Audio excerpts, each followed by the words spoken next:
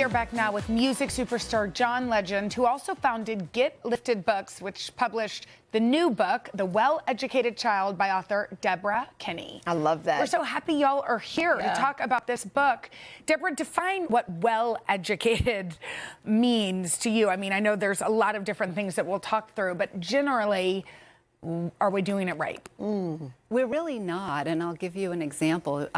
When we talk about well-educated in the book, we're talking about quality thinking, agency, and ethical purpose. So the first example I'll give you is quality thinking.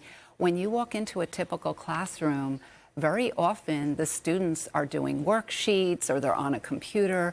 What they need to be doing is reading, writing, and engaging in discourse and learning how to have productive arguments. That's probably the most important You know thing. what? I think it's because the teachers and, sometimes parents, we want something tangible. And so you're like, what were you doing? Y'all were just in there talking all day? So they feel pressure to have something tangible. Another one I think is interesting you talk about is agency. What does agency in education look like? Right. What that means is that students are self-driven. And so instead of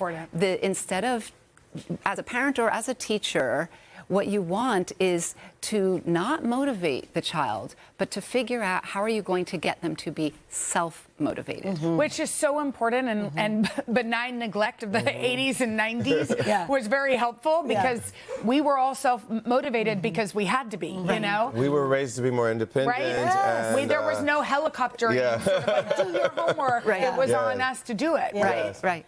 Let's talk about ethical purpose. I love this part so much of what your thesis is. Talk about how we can foster that in our children. Yeah, one of the things that I think we need our children to understand is that you're given this one short life. What are you going to do with your time on this earth? And when we take our children seriously, they will take themselves seriously, and asking them questions about, what are your dreams? What can you discern as your calling, as your purpose in life?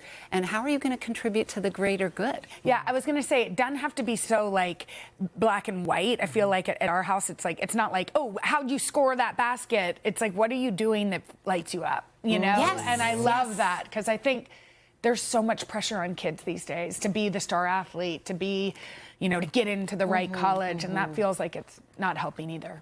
Well, congratulations on this book. This is one of those I think we should all pick up and read, I love it because I think it's great for parents. And, a lot of Deborah's approach has been, how do we build the right kind of school?